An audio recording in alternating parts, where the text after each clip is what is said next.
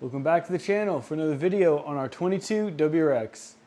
This week we're finally going to be testing out the Cobb launch control and flat foot shifting with our Dragy. So I'm not really sure where to set the launch control currently. I think I'm going to start at 5,000 RPMs and I do have the flat foot shifting set at 6,500. When we were on the dyno, we saw powers just started tapering off just a little bit past 6,500. This is just on pump gas. We're not on E85 or anything. In case you are new to the channel, just a quick overview. It has an STI trans swap and it has the G30 900 ETS turbo kit. It's basically all you need to know for this, and it has all the supporting mods. So today we're going to go out, we're going to get a couple street hits. We're going to first try to see where the launch control should be set at. With this bigger turbo, it is a little bit harder to get out the hole because like with the stock turbo, like right when you launched, the turbo spooled up and you just moved. Now this does take like a second to like spool up and then you start really moving. So I'm not really sure where to set it at. We're going to start, like I said, at like 5,000 RPMs and we'll work our way up, and we'll probably do like 2 or 3 hits, just depends how much traffic there is. And I mean, it's going to be a hot one. It's going to be like 100 degrees today, especially with like the humidity and everything. So I'm not really trying to like break any records or anything today. I'm just trying to get some practice with the flat foot shifting launch control, and mainly trying to feel out where this launch control needs to be set at. But enough talking, let's get in the car, let's go.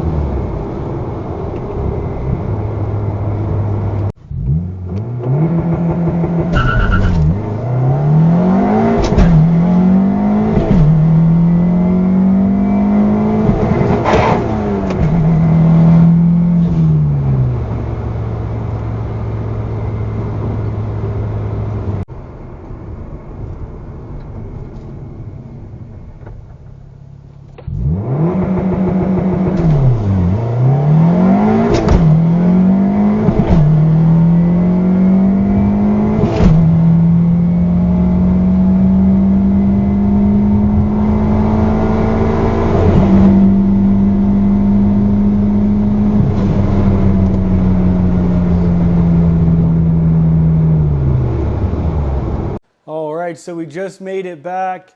The 3 runs went pretty good. Obviously the first one was like forgot to turn off the traction control, so it bogged really hard.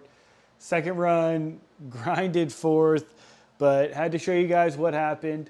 And the last run was essentially perfect. We did raise the RPM of the launch. We got a little bit better launch, but it still could have been better. And then all the shifts were nailed. Now, after re-watching some of the runs a few times, I didn't realize how short second gear is. I mean, like you launch it and then you almost instantly shift to second, and then second's almost maxed out already, go into third, and then you kind of sit in third for a little bit. So I wish we were on E85 so we could really push it a little bit harder in like 3rd and 4th gear, because like 1st and 2nd are so short. But yeah, let me show you some of the times. They're not like the best times. I actually had a better time on the stock turbo.